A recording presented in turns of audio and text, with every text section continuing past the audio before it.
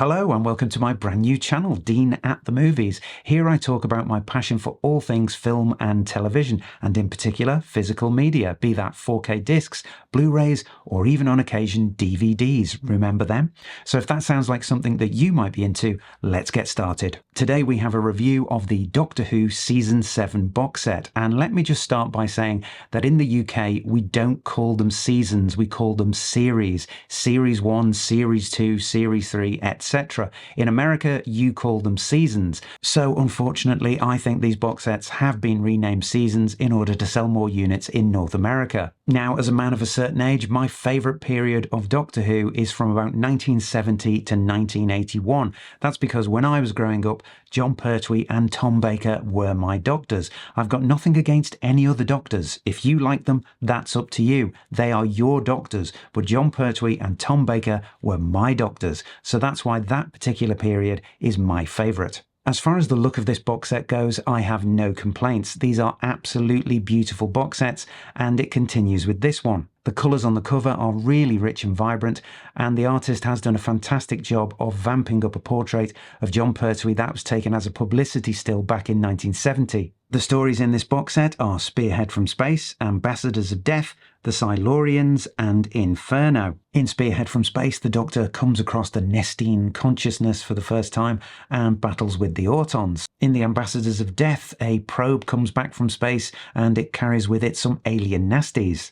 In Doctor Who and the Silurians, a reptilian race who ruled the Earth long before man want to make a comeback. And finally, in Inferno, the Earth comes under threat once more from the scientific experiments of man, his arrogance and ignorance. And there's also a bit of body horror thrown in when people turn into werewolf-type creatures called Primoids. Now, Spearhead from Space is notable for a few reasons. First of all, it was the first story to introduce Jon Pertwee as the brand new Doctor after Patrick Troughton. It was also the first story to be shot and shown in colour on the BBC. Spearhead from Space was the only Doctor Who story in the classic series that was shot entirely on 16mm film, and so the image quality is very good, in particular because it was restored back in 2013, so it's really pristine.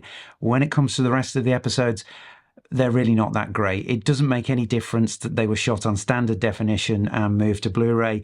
You pretty much get some quite ropey looking episodes, and that's because back in the day Doctor Who wasn't really venerated the way it is now. Lots of episodes were lost, lots of episodes existed only in black and white and were colorized, and lots of episodes are copied from one tape to another tape to another tape. So they did a great job of just getting all of these episodes together into a box set, but when it comes to picture quality, it's not the best set. In fact, it's probably the worst colour set that exists. Now, seeing the superb picture quality on Spearhead from Space, it made me kind of whimsical for some imaginary time when Doctor Who really should have been made by ITV in the 1960s for a period of, let's say, 3 or 4 years. ITV had a lot more money than the BBC in the 1960s, and it would have been shot on 35mm film, and the production values would have been fantastic. And indeed, Doctor Who was created by Sidney Newman, who also created The Avengers. So sometimes I do wish he'd taken the idea to ITV, because I also think that sometimes Doctor Who has gone on now for just far too long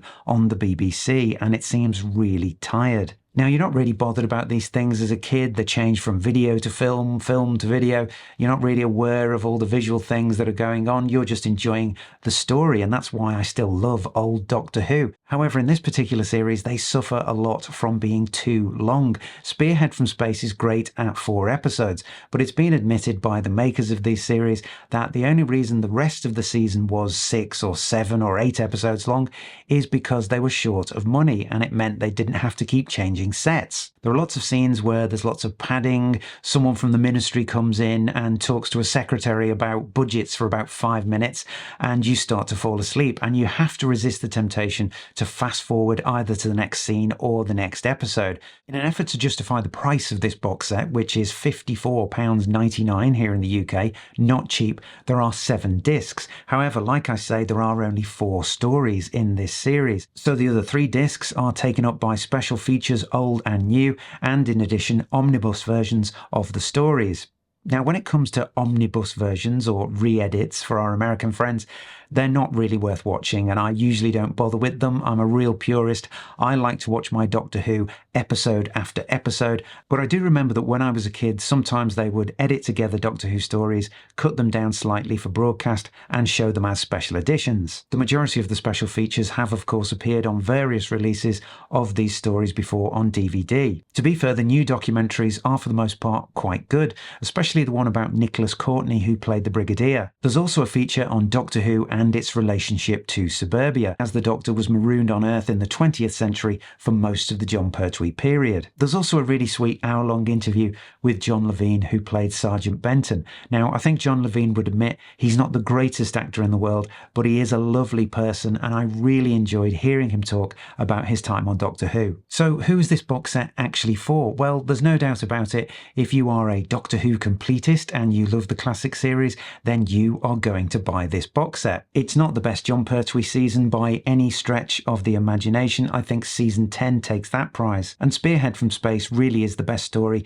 and it's probably the one I've watched more than any other. But even as a big fan of the classic series, I'm not sure how often I'll take this series down off the shelf and watch it back in its entirety. Now, I don't usually go for limited edition box sets, but when it comes to classic Doctor Who, I make an exception because these sets really are put together with a lot of love. Where I do object is with the price. They really do cost a lot of money these days, and I think they're only aimed at people of a certain age who can actually afford to buy them. So you really do have to be a big fan of Doctor Who and really be into the classic series in order to carry on collecting these. And £54.99 is a lot of money in any economy, and you might want to wait until later in the year when it comes out in its non-limited edition packaging, when there's no doubt it will be at least £20 cheaper. As for me, I'm a Doctor Who completist when it comes to this period of Doctor Who from 1970 to 1981, so I will of course be keeping this box set and purchasing the next 3 in that time period. And that's it for this video on Season 7 or Series 7 of Doctor Who, depending on where you live in the world.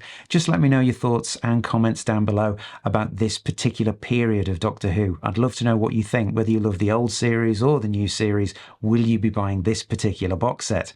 And I'll see you soon. Thanks a lot. Bye bye.